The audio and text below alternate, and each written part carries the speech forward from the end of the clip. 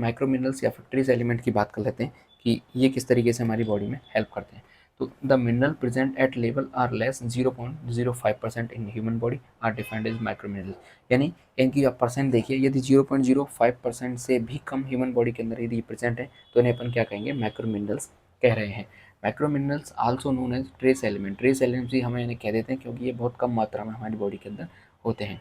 Some micro nutrients minerals are कौन कौन से हैं, देखिए आयरन हो गया, आपका आयोडीन हो गया, जिंक हो गया, copper, fluorine, selenium, manganese, cobalt, molybdenum, ये सारे के सारे आपके क्या हैं, माइक्रो मिनरल्स हैं या फिर माइक्रो मिनरल्स हैं या फिर ट्रेस एलिमेंट है। एक एक की हम बात करेंगे। चलिए, पहला माइक्रो मिनरल है हमारे सामने आयरन, ठीक है।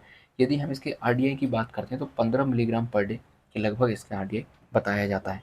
अब हमारे सामने आता है इसका फंक्शन, कि इसके फंक्शन क्या क्या हो सकते हैं। तो देखिए, facilitate transfer of electron in the respiratory chain and ATP synthesis, ठीक है। ये इसका सबसे मेजर फंक्शन होता है कि इलेक्ट्रॉन को ट्रांसफ़र करना रेस्पिरेटरी चेन के अंदर या फिर एटीपी सिंथेसिस में हेल्प करता है।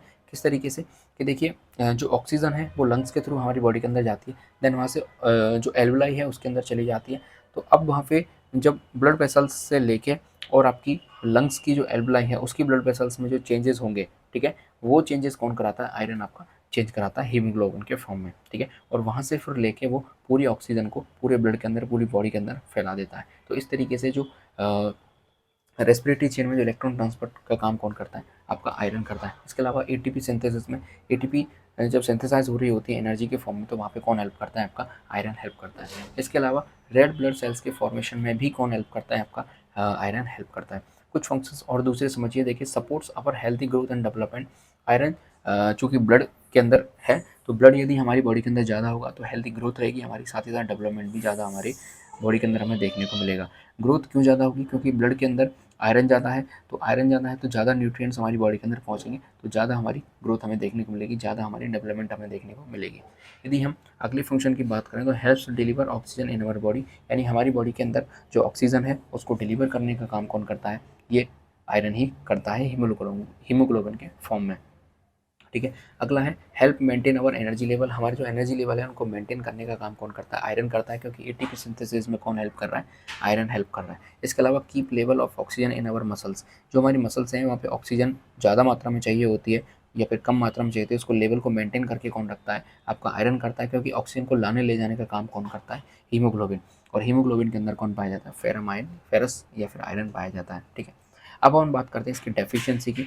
डेफिशिएंसी से क्या क्या डिजीज़ हमें देखने को मिलेंगी, result in loss of mitochondrial complex in selected region of brain, ठीक है। यदि इसकी डेफिशिएंसी हो सकती है तो जो माइटोकॉन्ड्रियल कॉम्प्लेक्स हैं ब्रेन के, वो वहाँ पे आपके लॉस हमें देखने को मिलेंगे। इसके अलावा अगली डेफिशिएंसी है cause changes in function morphology and physiology of brain, यानी कि ब्रेन की जो मॉर्फोलॉजी है, फिजियोलॉजी है, उसमें भी चेंजेस हमें देखने को मिलेंगे, इसकी डेफिशिएंसी है।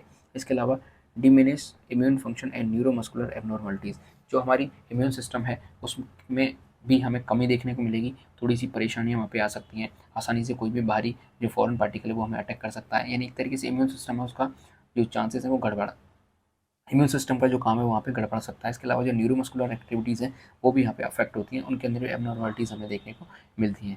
यदि हम आयरन के सोर्स की बात करें तो यहाँ पे मीट हो सकता है, लेग्यूम्स हो सकते हैं, नट्स एंड सर्टन वेजिटेबल्स, इनके अंदर आयरन हमें भरपूर मात्रा में देखने को मिलता है।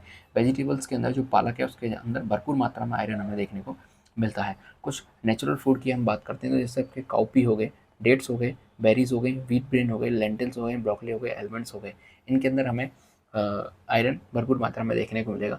यदि हम मार्केट फूड के अंदर बात करें तो ब्रेकफास्ट सीरियल्स के अंदर, कॉर्नफ्लेक के अंदर, चॉकलेट डोनट्स के अंदर, पिज़्ज़ा के अंदर, एप्पल सॉस के अंदर, मिल्क पाउडर के अंदर हमें देखने को मिलेगा क्या, आयरन, ठीक है। तो आयरन यहाँ पे कंप्लीट